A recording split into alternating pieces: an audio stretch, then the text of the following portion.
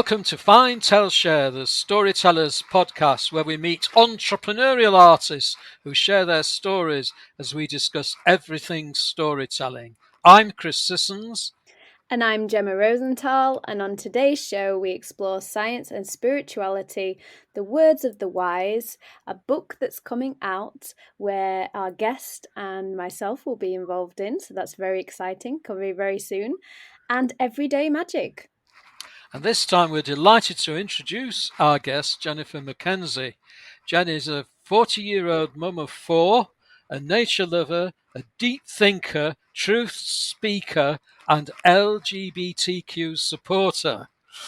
She is the founder and owner of Lunar Spirit Wellbeing, where she practices as a spiritual empowerment coach, somatic therapist, Reiki Master and teacher, author, podcaster, and societal rebel. A spiritual awakening saved her from an unfulfilling life of drug addiction, domestic violence, and self-loathing, and now Jen pays forward her professional and personal knowledge. For the last 6 years, Jen has guided people through their awakening journey so they can overcome deep-rooted traumas, fear, anxiety, low self-esteem, to create emotional freedom, inner peace, and confidently live life on their own terms, putting the proverbial middle finger up to societal norms. Jen is into science and spirituality, connecting mind, body, soul, utilizing her 20 plus years of holistic therapy and energy healing practice combined with NLP, DBT, anxiety coaching, addiction counseling, mindfulness, meditation, sound, and Reiki teaching qualifications. And this apparently is powerful shiz. I'm not quite sure what that is, but then also holds ceremonies and retreats to help others connect to themselves and find their tribe. Jen believes the power of connection. We can empower each other in the spirit of community. So welcome to Find, Tell, Share, Jen. Hello. That was a bit of a mouthful, wasn't it? Yes, I did wonder whether I was going to get through all that. So I'm a bit of a naughty guest. adding loads. Well, I do the same. I do the same. Normally, we normally share all the stuff we do, and it's just like, yeah, it ends up being a long list, and that's great because it means you're creative, and it's great. Yeah. I'm just a boring old man. That's yes, not all true, but yes. I wonder, Jen, Lunar Spirit Wellbeing. That's the title of your business, and I was wondering why Lunar. What is it about the moon? Have you been there? What's the magic of the moon? So as a kid, I always just was drawn to the moon. I remember I've always been a creative, a deep thinker. And, I was so curious as a kid about everything, still am. And I would sit on my windowsill in my room and I would look up at the moon and I would write poems, songs, and things like that. And I was just very much drawn to the energy of the moon and how that made me feel. And I would look at the moon and I would think. And so that helped in naming my business. Lunar Spirit, and spirit being, what the spirit of us, the spirit of the world, the spirit of laughter as well. It plays a big part. But the scientists would say that the energy of the moon is the light reflected from the sun. Well, the sun plays a big part in energetic frequencies as well. So in like spirituality, the essence of the moon is your divine feminine essence, and the spirit of the sun is the energy of the sun. Is like your divine masculine to your yin and your yang. Depends what you believe in, I guess. Yes, but it's fascinating how the moon and the sun play a part in probably in all religious faiths. I've not checked them all, so I can't say. But certainly in Christianity, Christmas is a solar festival and Easter is a lunar festival. And obviously in Islam, Ramadan is a lunar festival, so it moves backwards 4 weeks through the year. and the reasons for that, for those arrangements, are probably buried very deep in the past. I don't know how they came to mark those festivals at those times. Mm. I do not know much about religion, I'm going to say so. Did you come to spirituality? How did you come to spirituality then, if it wasn't through religion? It was always kind of there. It was always kind of there in the background, really. So I didn't identify it as spirituality when I was a child. I was one of those weird kids that kind of walked around with stinking of incense, had crystals in my pocket, worshipped the moon, and believed in something greater than me from a very young age. I could feel stuff around me. I could feel people. I was very intuitive. It's obviously not until later on in life I can actually look back and identify what that was. I was just being a kid and me and what I was kind of drawn to at the time. Mm-hmm. But yeah, and it's kind of progressed, and my mum was very holistic, you see. So my parents were quite hippie in the 70s, and they did yoga and like were into like organic food and that kind of movement at the time. So I suppose that kind of was passed down to me in a way where my mum would use essential oils and natural based remedies rather than taking me to a doctor.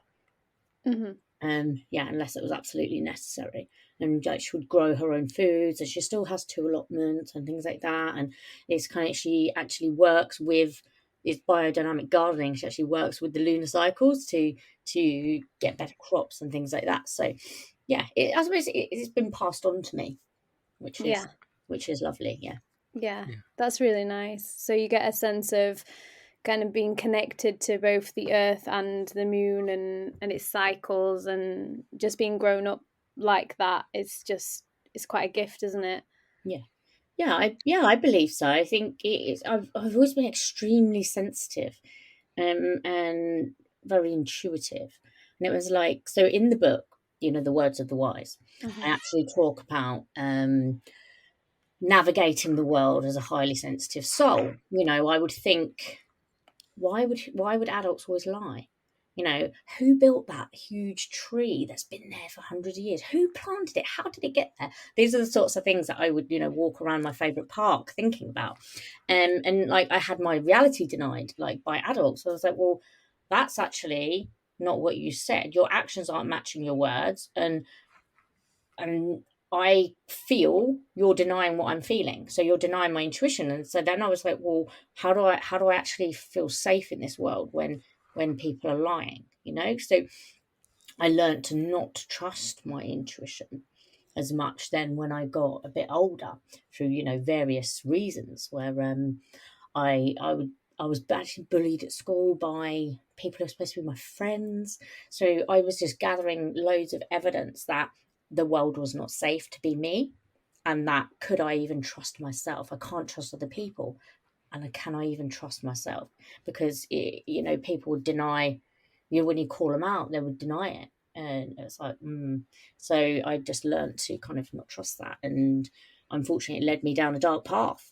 Yeah, I think it does with a lot of people, doesn't it? Where because I identify with highly sensitive as well, and I think you can start to, if you're not careful, to not trust, because if people aren't feeling the same things as you or are not speaking in the same way, then it kind of feels like a scary world, and then it's like you can turn to addictions and different things Mhm. to try and cope with it, I guess. Yeah. So I would hear things like, oh, you're being too loud. Oh, you're being too sensitive. Why are you crying? Kind of. And it was always like I was too much for people. And that just got squashed, and my voice got squashed. And it's not until probably about sort of 5 years ago, and I really started to find my voice again and started, storytelling is so powerful. Sharing our stories like this, and speaking our truth, it is extremely powerful. For it doesn't have to necessarily be like like a bad story or something negative. Storytelling is an art. I feel it's an art form. It's a creative expression. And I love writing. I love speaking about things that, it's some quirky things as well, like not just about myself, but having these raw, honest conversations about what's going on in the world. Yeah, you say storytelling's an art. One of the things that interested me in your biography was that you said you were into science and spirituality. Mhm. And I was wondering if you could say a bit more about how you understand the relationship between science and spirituality. Okay, so being spiritual, I've heard it being called hippy dippy bullshit. Am I allowed to swear on here? Yeah. So I'll just say beep when I do the editing. I've heard it being called so hippy dippy bullshit. Heard it, being called a load of fluff. Woo woo. I can't stand it being called that word, by the way. I don't know what it does, but it triggers me and irritates me. So, and But it it's really, mostly people who are into that sort of thing that Yeah. say woo woo, and nobody It else does. I actually find the same. It's always people say woo woo when they're saying people think it's woo woo. But I've never heard anyone actually say it's woo woo. Like, have you? yes, Oh, you yes. have? People who start, yes, like how woo are you? I'm really Oh, confused. okay. It's woo, and I'm like, ah. So anyway, getting back to science and spirituality. Yeah, sorry, I digress. I do this a lot. So, science then for me, I at school I loved science, right? So I loved the human body, and I love exploring how the body works, how the mind works, and how they work in conjunction with each other, and how then our brains and our energy interacts. And it's like, so that's a lot of science, how the brain and the body work, but it's also linked to our emotions and our spirituality. So things like energy healing, are actually proved by quantum physicists, like that energy is real and everything has a vibration. So actually the connection between the two is actually really prominent. And a lot of spirituality now is backed up by science. I'm not talking angels and law of attraction stuff. I'm talking about like the energy healing and how our emotions are stored in our body through suppression and repression of those feelings and traumas, and how our nervous system interacts and how that shapes who we are and the path that we take and our karmic lessons and things like that. So that's what I mean when I mean like the bridge between science and spirituality. I think as well, a lot of the time, there's kind of this thing about like science being I don't know if people realize that it is about discovery, and that link between science and spirituality is like the fact that we don't know everything is not unscientific, because the point of science is to find things out and to research it. And I think one of the problems is that people don't always want to research things if they don't see it as real. Mm-hmm. So it's the in the mind of the observer. Now, can the observer actually observe itself? Now, this is the question. Because if the scientists themselves cannot see their own mind, have they actually researched their own mind? Mm-hmm. Now, some of them have, and they are the ones that can actually, start to make that progress. But this is something that now someone might say, well, it's only one mind. How can it be proof?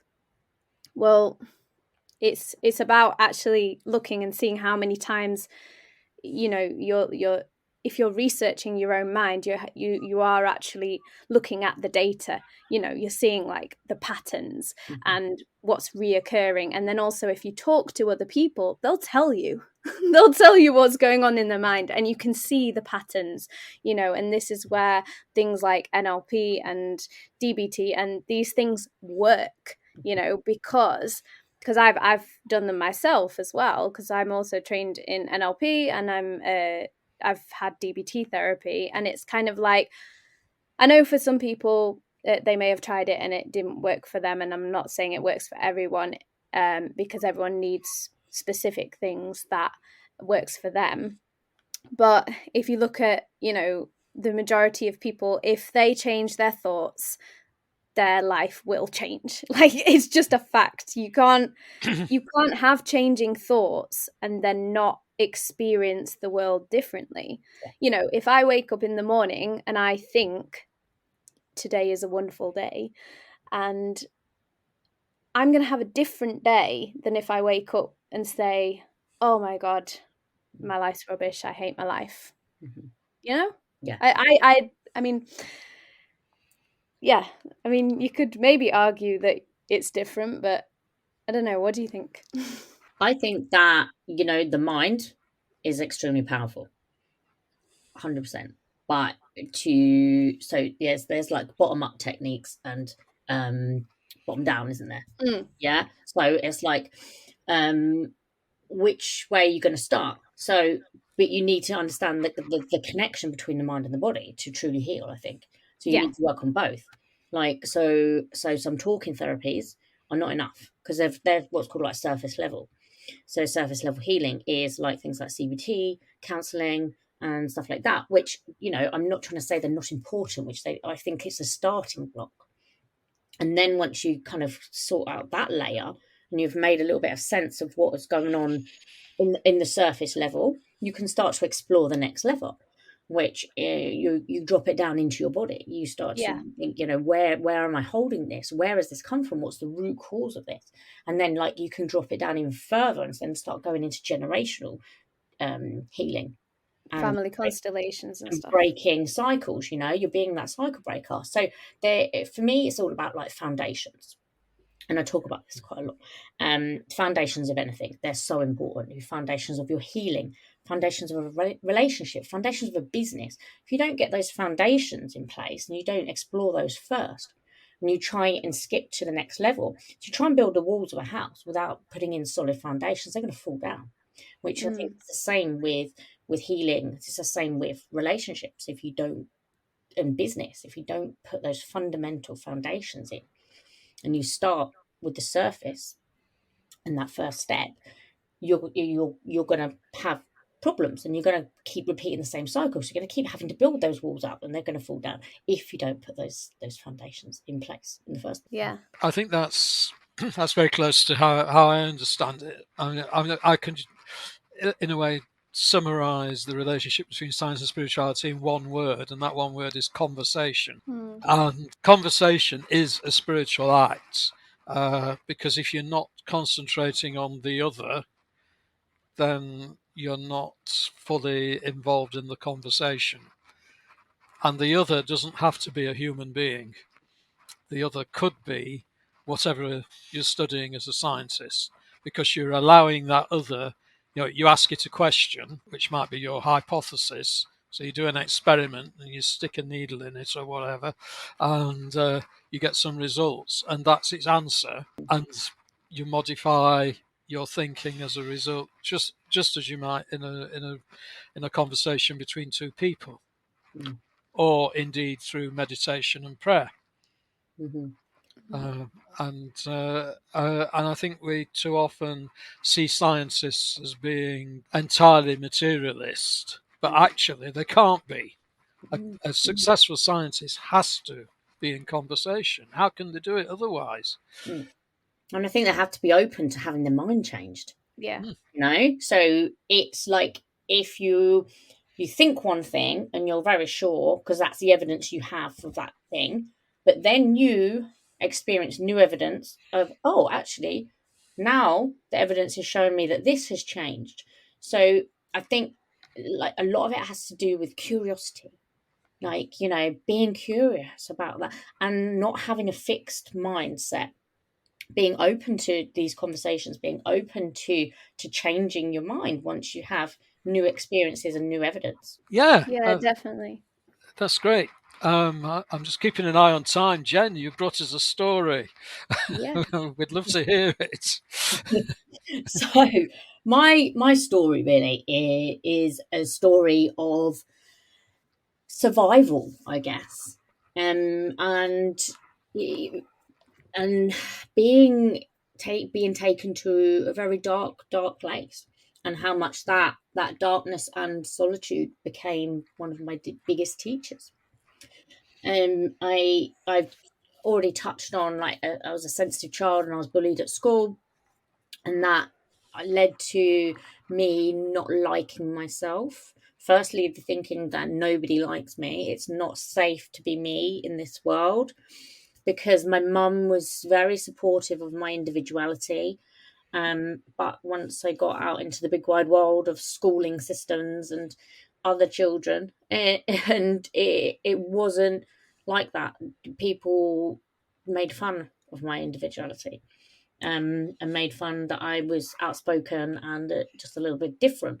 I've always been extremely frank and kind of upfront, and not many people know how to receive that, I don't think. So, and it's not from a place of being rude. It's just a place of, I'll call a spade, and it is what it is. And so I struggled with female relationships, I think, very early on. And I was then I was bullied by, like, people who were supposed to be my friends, and I formed better friendships with males. I had brothers. All the people down my street were boys, so I was just one of the boys. And then that actually continued into then my work life. I ran pubs, and I was very much in male-dominated environments. I worked in sales for a long time, which was very male-dominated in the property industry, and any kind of female-orientated environments, I didn't last very long. So anyway, I'm digressing now onto something completely different than what I was talking about. But so, as you can see, it was not really safe for me to be me in these situations, and I went from being a extremely outgoing, confident, loud, I suppose, not loud, but whatever, a child, to a complete withdrawn, not liking myself, very confused about the world and everything. And I became, in upper school, I became painfully shy whenever anyone would kind of talk to me. So, and I discovered alcohol, and I remember taking that first sip of alcohol like it was kind of yesterday, and it was like, wow, this feels amazing. I can actually be whoever I want to be, like, without this anxiety, without this scarcity that someone's going to make fun of me or whatever. They did, but I didn't care because I was pissed. And but this soon became a habit, very quickly, actually. So whenever I was wanting to go into a social situation, I would use alcohol.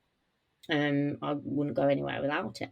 And I then progressed on to harder drugs, which I really enjoyed them, because I really enjoyed the euphoria. I'd go to, like, free parties, so it wouldn't be a typical nightclub.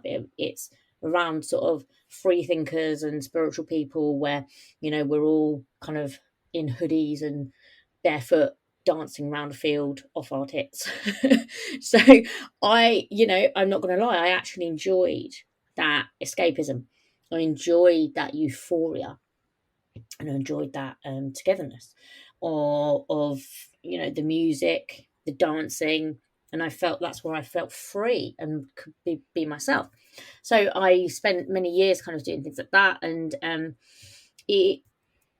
but I didn't realize that this was alcohol was my crutch. It was whenever I went anywhere, especially a social situation.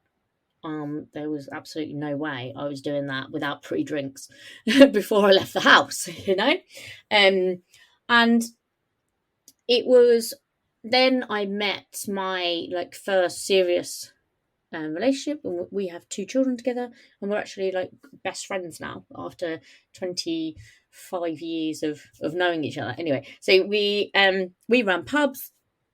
And it was more like a binge drinking, always social drinking. But when we broke up, my life really started to fall apart. In my 20s, where I was drinking every day on my own, From the outside, it looked like I had this wonderful life where, I was actually single. I had a good job. I had a nice car. I had a nice house. Had 2 beautiful girls. On the outside, it looked like I had everything going for me. I was still young and fairly attractive, but it's that deep inner turmoil that I had from carrying around all this trauma was then what I would hide. I would hide that behind closed doors. The classic, I'm fine. I'll just, kind of get on with it. And I was a bit of a doormat as well for people, because I would just kind of let people treat me with disrespect and kind of take advantage of my kind nature. And I would be like, oh, it's okay. Oh, don't worry, it's fine. But actually it wasn't fine. And it was just adding another layer to me not thinking good things about myself. That I'm not worthy. I'm not worth people making an effort for me. I'm not worth people taking their time to check that I'm okay. Oh, don't worry, it's only Jen. We can let her down. All these things that were adding and adding and adding and adding, like that I was suppressing. And I would go to work and I would go home and I would drink 3 bottles of wine, like nearly every night. Put the kids to bed. That's it. Open the wine, drink the wine, pass out sleep, get up, go to work. And then I got tired. So I started then using amphetamines in the morning. So I'd have my morning cup of tea with a bit of speed in it to wake me up. Plus I wanted to lose some weight because I had all these weight issues as well. Not that I was actually overweight, but that was just my mind telling me it was. So I had to suppress so much of who I really was. But the more and more I suppressed this, the more and more I kind of drank, and the more then I was using cocaine and amphetamines to keep me going through the day. And then I started using them like every day. So then the wheels started to slowly fall off my life. I was started to get angry at work. I got asked to leave my job quietly out the back door because I threw a chair across the office. So but he was a sexist pig, so he kind of deserved it anyway. So that's a whole nother story. And the fact that I started to then these cracks started to appear, like to the outside world. My cracks are all, I already knew all this stuff, but the cracks started to appear to the outside world. And I got in trouble and I crashed my car. I particularly wasn't then a very nice person. I got into domestic abusive relationships. I was assaulted, and going back to childhood, I had to survive. It was again, I had to survive other people. I had to survive. But I was just trying to survive myself and my own kind of messed up thinking, really, and what trying to make sense of all the stuff that happened to me.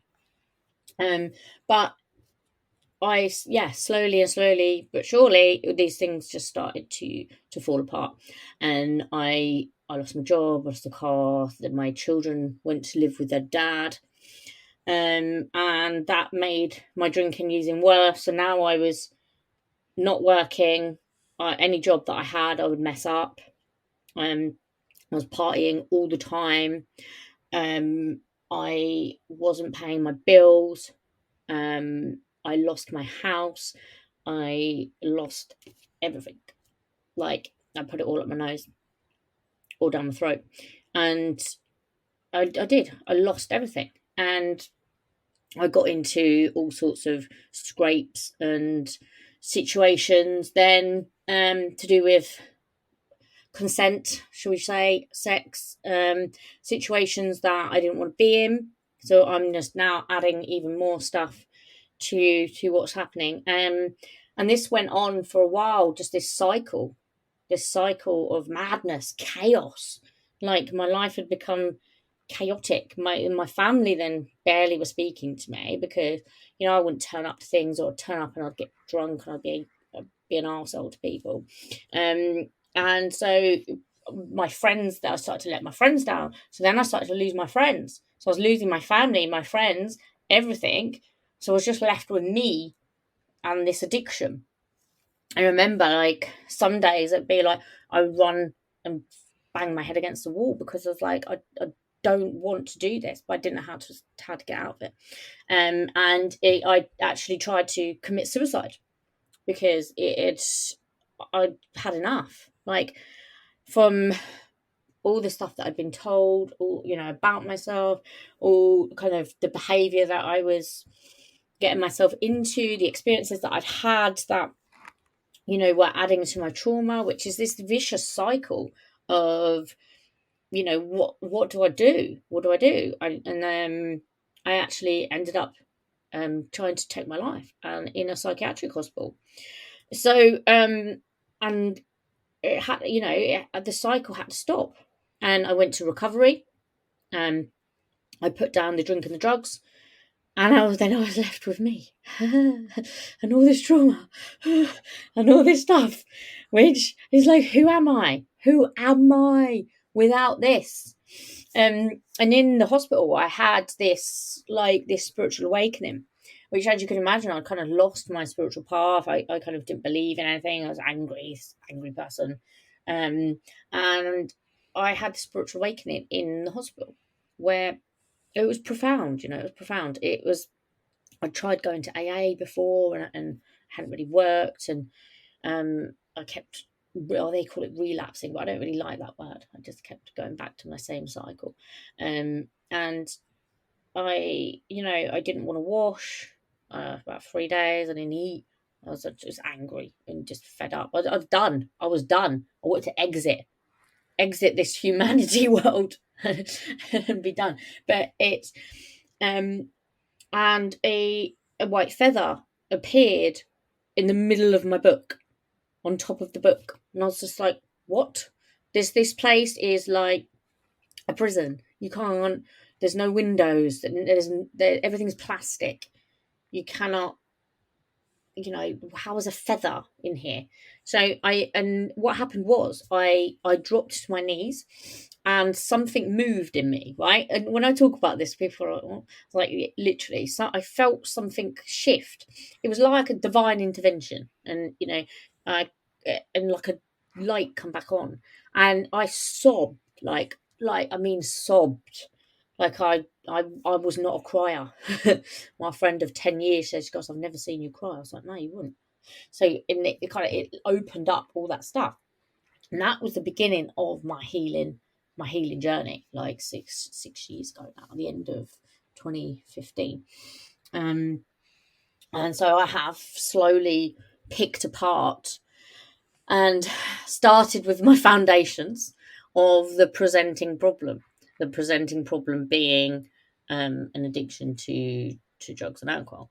So when you put down the drugs and alcohol, and then you surrender, okay, I need help, and then I could start to try and make sense of kind of what happened and why that happened. And fast forwarding a while, and lots of inner child work, lots of shadow work, and which then sparked me to do my training as a life coach 4 years ago. And then, because I was already a therapist and Reiki Master and all that stuff, but then I wanted to delve more into the mind stuff as well as the energy healing, and it's progressed like from there. So I trained in anxiety coaching, so I had anxiety all my life, and trained in NLP. I'm doing my masters in NLP at the minute, and it then, when I was learning about that stuff, I was also healing myself. When you do these courses, you're like, oh my God. So then, it's a journey, isn't it? Like, when you start to discover these new ways of thinking. And so it's been a long old journey. But I'm grateful for the lessons, and it's taken a long time to release that trauma, and it's layers, you know, and I'm still a work in progress, a beautiful mess, work in progress, whatever you want to call it. Well, thank you, Jen. Yeah, that's a moving story, and I think one of the things that I'd just like you to say a little bit more about. Very near the beginning, you talked about going into a dark place, and I can't remember the exact words you used now, but that was where you got your learning, or you found what you are now, I suppose. Could Yeah. you say just a little bit more about, particularly the darkness aspect, because I think a lot of people don't really appreciate how important darkness is in the spiritual journey. Mm-hmm. So when I talk about the darkness, and that means me being alone with my own head, you know, the memories of things that happened, um, actually being aware of my part in that. And I think that's important to look at the darker side of yourself, to look at your shadow self. You know, it's all well and good me saying, "Oh, this happened to me. This person did this to me. This," da, da, da. But then what responsibility am I taking for my own actions in this scenario? And the darkness, I you know, I was alone with my head, and it's dark thoughts, you know, of hurting myself, hurting other people, um, wishing I wasn't here, being very vengeful, against the people that had hurt me. I'd fantasize about, you know, all sorts of things like in that darkness. But what did that teach me? Is that taught me that I could survive a hell of a lot. Um, and holding on to this resentment and this anger, you know, what's underneath that is fears.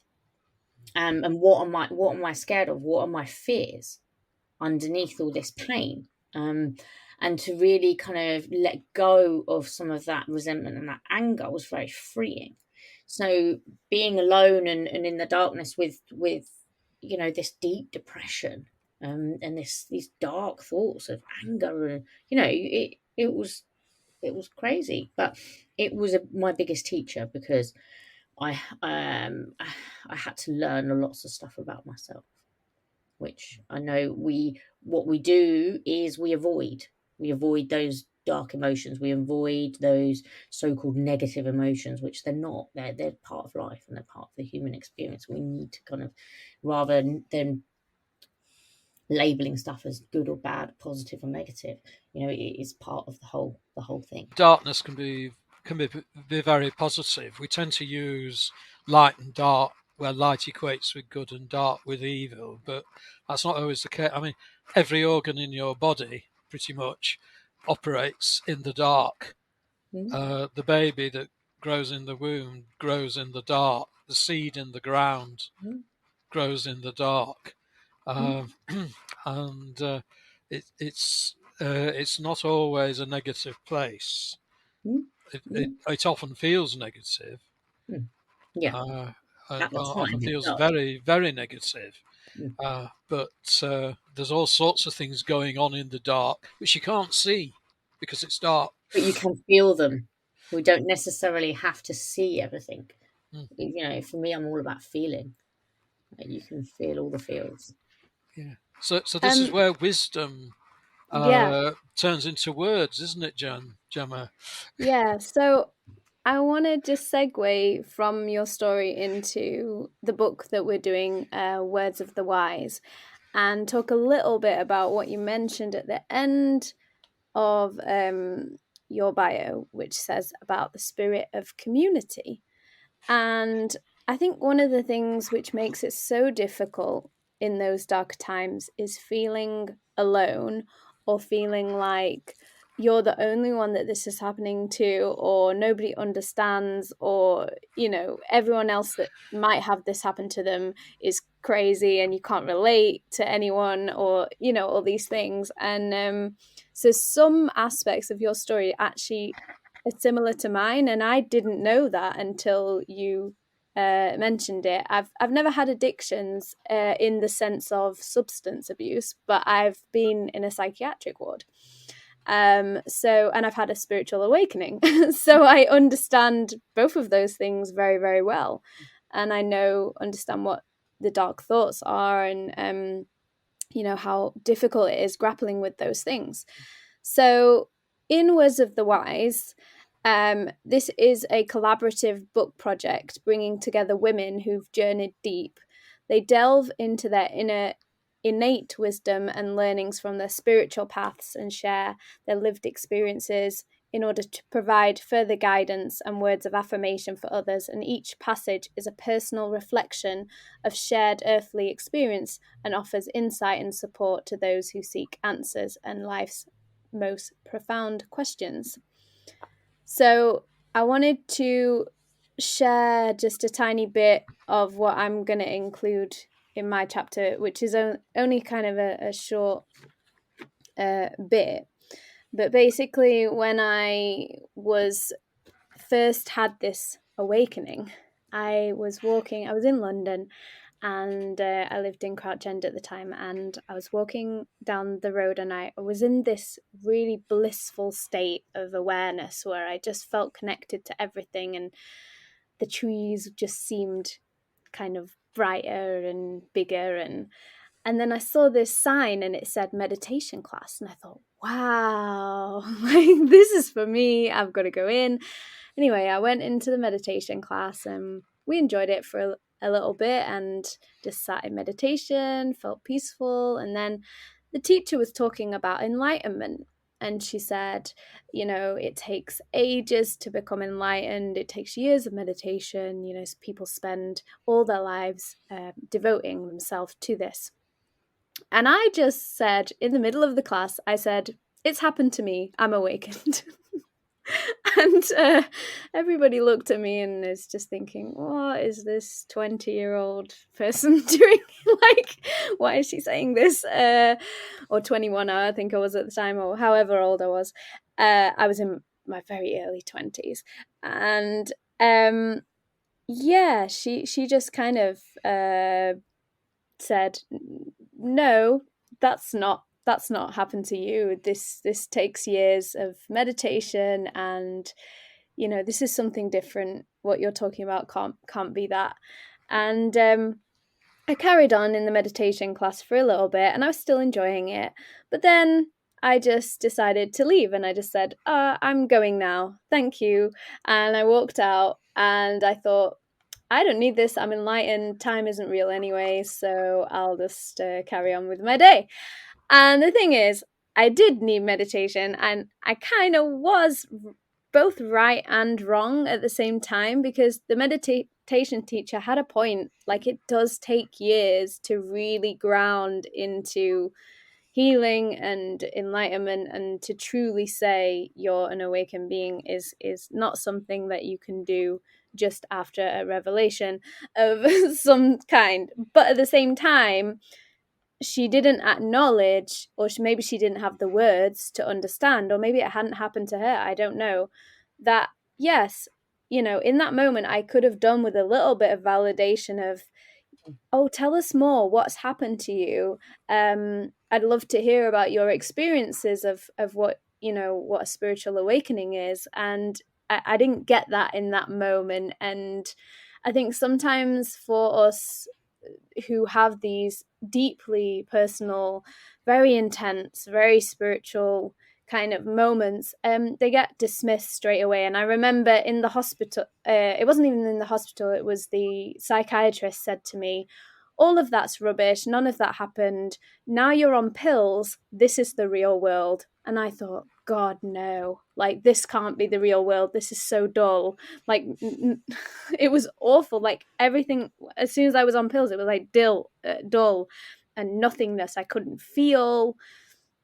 And then, but I believed him because he's the doctor. You believe, but I didn't really believe him because, he told me that I'd be on pills for life. And I said, no, I won't be. And I haven't been for the past, I can't remember, 5 years or something. I haven't been on pills.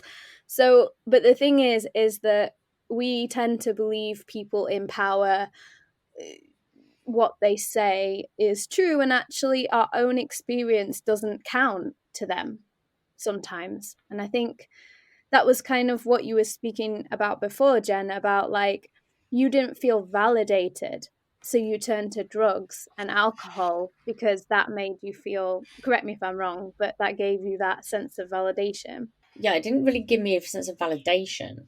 It made me be able to live in the matrix for a bit. Yeah. Okay. Not, you know, I quite liked my mad thinking and my big curiosity, and that, but the world didn't, and I think that's where then I had to dull myself down, Right. and Right. I didn't feel safe because my nervous system and my body didn't feel safe in these situations, through various reasons I've kind of talked about. And so I use that to mask myself, mask my real me and who and how I was feeling. Yeah. Mm. I suppose what I meant by the word validation, I just mean that it gave you something to believe in or have, or a sense of experience that didn't make you feel as bad. Yeah, exactly. I used alcohol and drugs and Mm. everything. Yeah. Yeah. No. They were my best friends Yeah. when I had nobody. So talking about like that magical feeling that we might feel on drugs, or maybe having a spiritual experience, do you want Jen to talk a little bit about words of the wise before we get to you? I think it might just be helpful for people to hear, perhaps just in one sentence, what the sort of idea behind the book is. I know That's what I you read read. the blurb out at the beginning. Does it not make sense? I think it's just I was beginning to sort of lose the track of it a little bit. So Well, we haven't read the book yeah. because the book hasn't been published yet. But what we do know is that there are women in it who have gone through spiritual experiences and recovered through various traumas or things that they've gone through, and are sharing their stories to You help asked me about others. the power of community. Yes, it's that power of community that I think is really, really, really important. I mean, I was explaining to Gemma the other day, I'm actually a Methodist, so my spirituality is somewhat different and goes back to the 17th century and John Wesley. But I think you can see the pattern in any religious tradition or spiritual tradition. You have what Wesley called justification, which is that that experience of awareness, which is something that I share with you too, but under very different circumstances and a lot longer ago, back in the 1970s. But that gives you the confidence to go forward in life. Assurance, which is knowing that you have that confidence. And then the third one, which is in some way the hardest and perhaps the most controversial, is sanctification, or becoming holy. And Wesley talked about becoming a perfect human being. But perfection is recognized by other people. It's not you who thinks, "Oh, I'm perfect now." It's you might actually feel very far from perfect, but others see it in you, and that's the bit that takes a lifetime to develop. But I'm hearing it, or parts of that sort of journey, in what both of you are saying, and I don't believe it's something that's accessible only to Methodists. Although my experience of Methodists is that they do participate in this, and it's great, and it's great to be part of that community of Mm-hmm. people who share that experience, even though most of the time we spend it on committees discussing how Yeah. we're going to keep the church going during the fuel crisis or whatever. Yeah. My first experience really of real community was in recovery. And I think it's good to touch on the power of community that links to the book as well, and share and links to storytelling, because like my first experience of this was in recovery, where, you know, we would sit and we'd have one person that was the chair, you know, and the share. Then they would share their experience, and we'd all then share back. You know, it's like, oh yeah, that kind of, I see where you're coming from and all this stuff, and that power of me too. I get you, I see you, I hear you, I feel you. Like, although we have our differences on our journeys, but we look for like the similarities of, you know, okay, yeah, I kind of felt that, and I felt that alone, and I felt like this, and I felt like that. And then that's what I then carried on into my teachings, and then into things like multi-author books, speaking on podcasts. It allows people to, when you share your truth and you share your story, and you know, honestly and rawly, like, it gives people that opportunity to say someone else has been through. I recognize what that bit of what that person's saying, or what I'm reading in this book. And that's the power of these co-author books, is where we can come together as communities. In this one in particular, Words of the Wise, we come together as women who have been through spiritual awakenings. So somebody reading that book, it's going to be like the curiosity of, what's a spiritual awakening? Am I having a spiritual awakening? What is this? What's happening to me? You know, they can pick up that book and they can say, you know, they can start to read the chapters and all these different experiences, but they can connect the similarities with themselves and with the authors. And then they can be like, well, actually, this is really helping me to understand myself, and that I'm not alone in these feelings and these situations. Like, and that's why I wanted to take part in this book, is because I didn't really, I kind of knew what spirituality was, but I didn't know the depths, and, you know, all these different avenues. And often what we're presented with, or in the media, is kind of like this kind of different facade of this, someone sitting there like this. I'm putting my fingers in mudra, by the way, for those listening, on top of a cliff, which that's beautiful, but that, you know, that isn't just what spiritual awakening's about. There's those uncomfortable feelings you need to face and everything.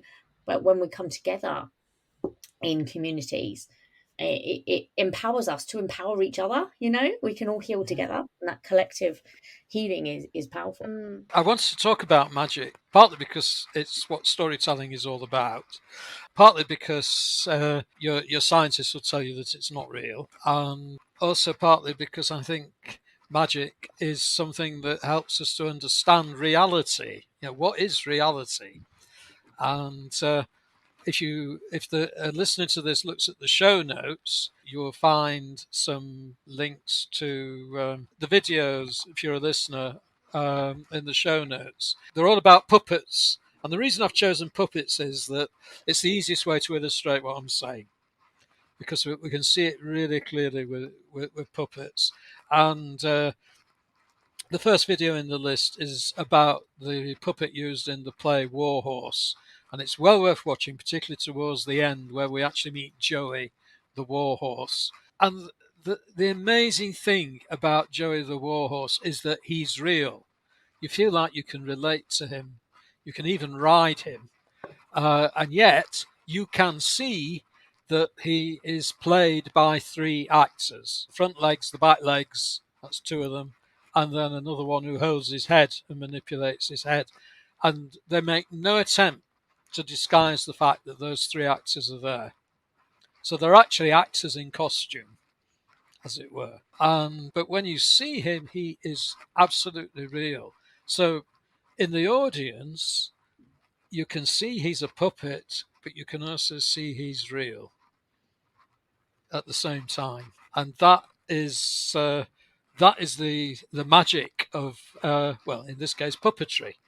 The second one I put in was just to show that you don't need all that technology and design. Harry Corbett found a little yellow bear glove puppet. I think this must have been in the 1940s. And the story goes that he was going to turn it into some sort of performance, and his wife said it needs to be a bit more distinctive. So she got some soot off the grate, because that was easy in those days, and she blackened his ears. And that's how he got the name Sooty. And but when you watch it, Sooty is a naughty little bear, and he does things like squirting water in Harry Corbett's face and things like that. And it's actually Harry Corbett's right hand. Let's do it, you know.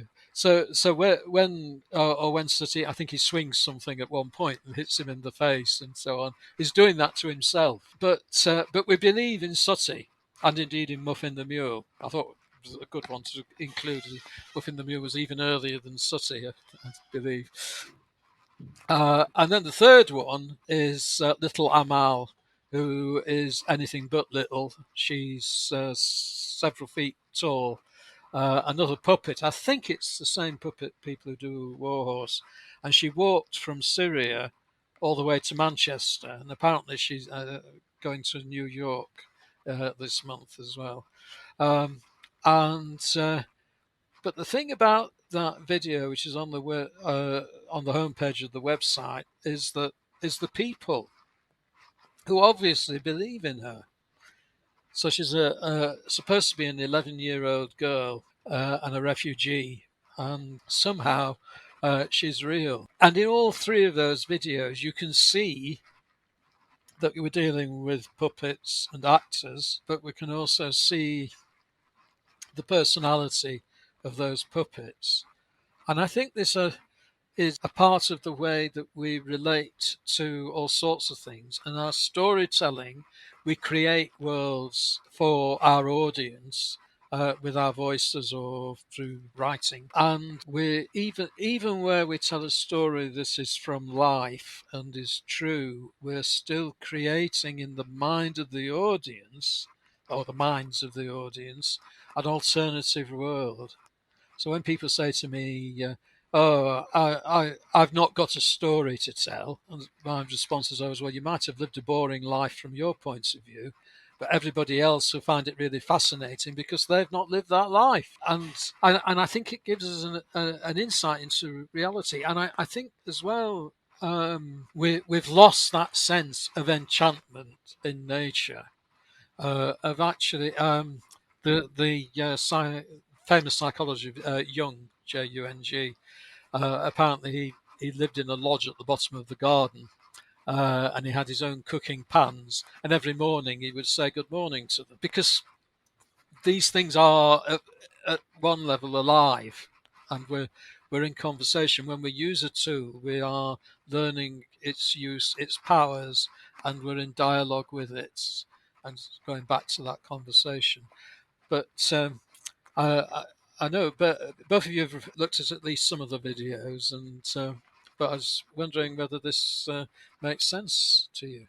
Absolutely. I'm a big fan of magic and enchantment and believing in magic. Roald Dahl said, like, those who don't believe in magic will never find it, and that's actually on my website. It's one of my favorite quotes, because the beauty and the magic that lies within some of the simplest things in life, and but the stories behind those, like, I always think, like, when you talked about Carl Jung in, like, his talking to his pots and pans, and it's like, why can't we talk to inanimate objects? Like, they carry energy, and they carry, they do carry a story.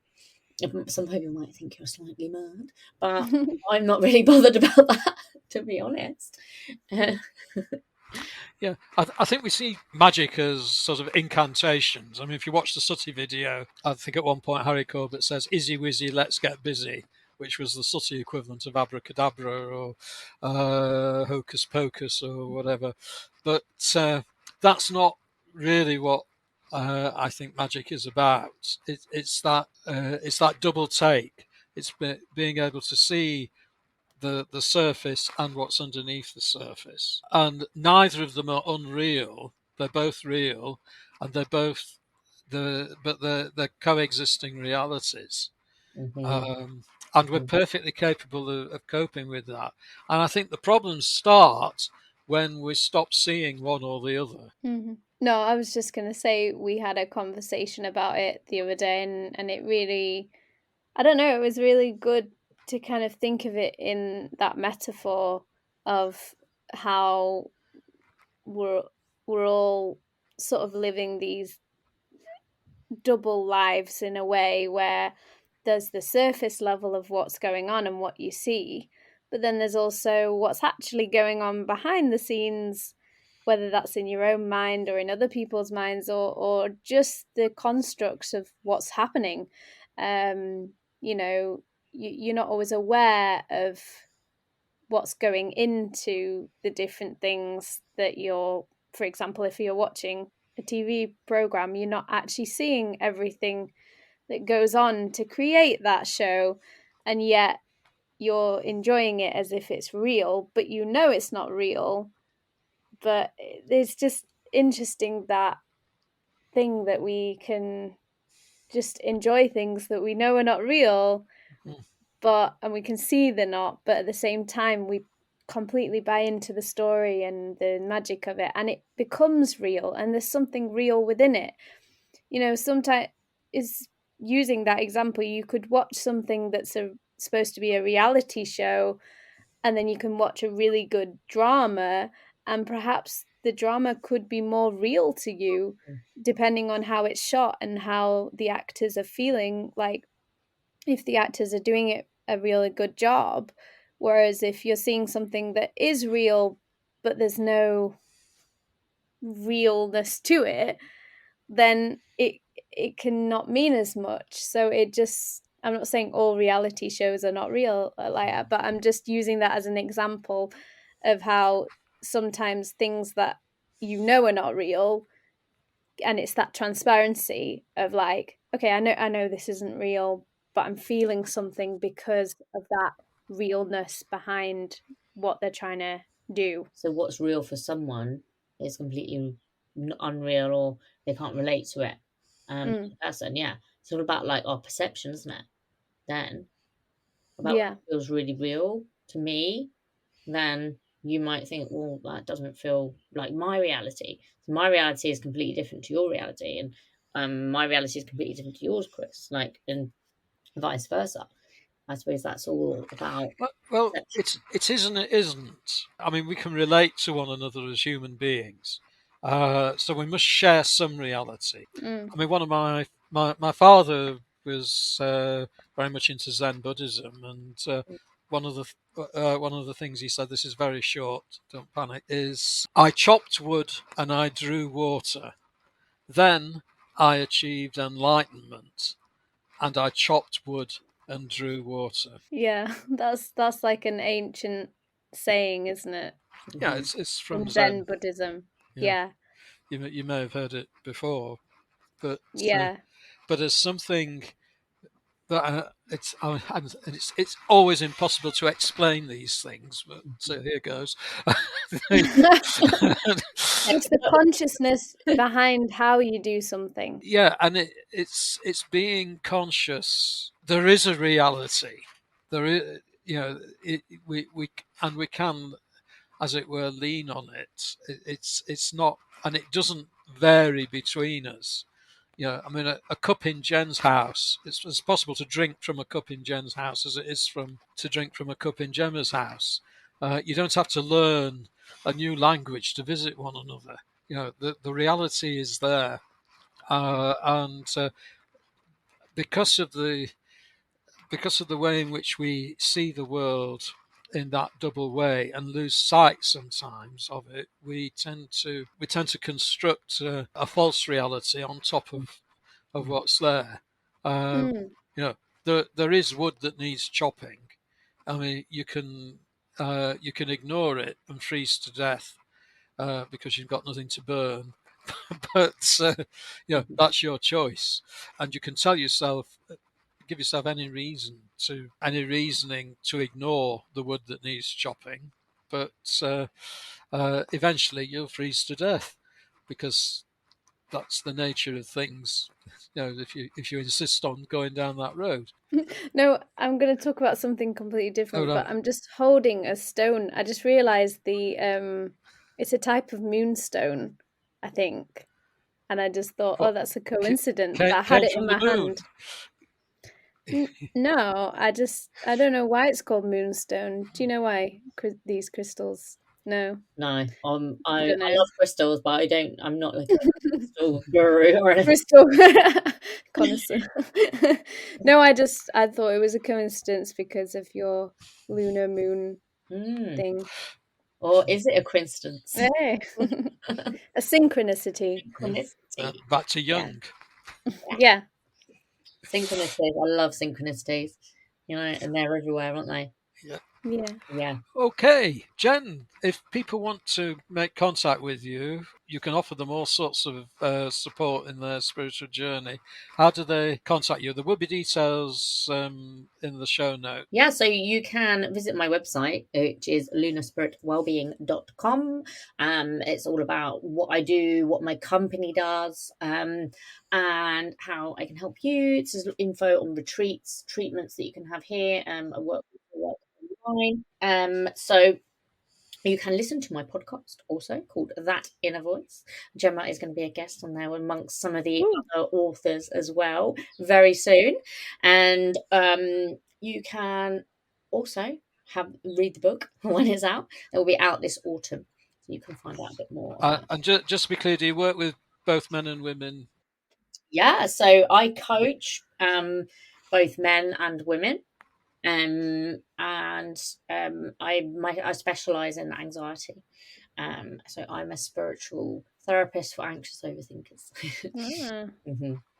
So it's all about releasing emotional trauma that is stuck in our body. I wrote a book about the mind-body connection, and all about how trauma is stored in the body, and getting out of your head and into your body to release those stagnant emotions so you can be free. Do you have a link to the book, or what's it called? So I have the book, and my chapter out of the book is called Mind Body Connection and Understanding Our Emotions, and it is on my website to purchase. Okay. Thank you. Creative Hearts, what's happening?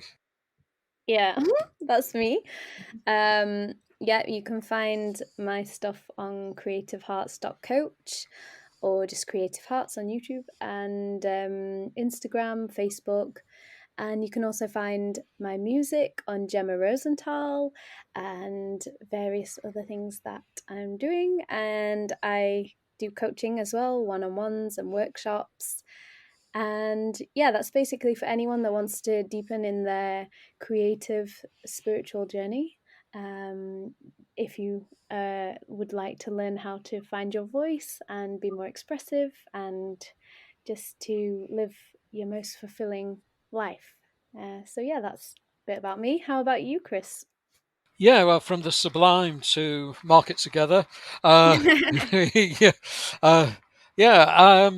I'm a marketing coach and I specialize in storytelling. If you're going to use stories to market your business, then you need to give them a little bit more thought than if you're just sort of telling a story because you're a human being.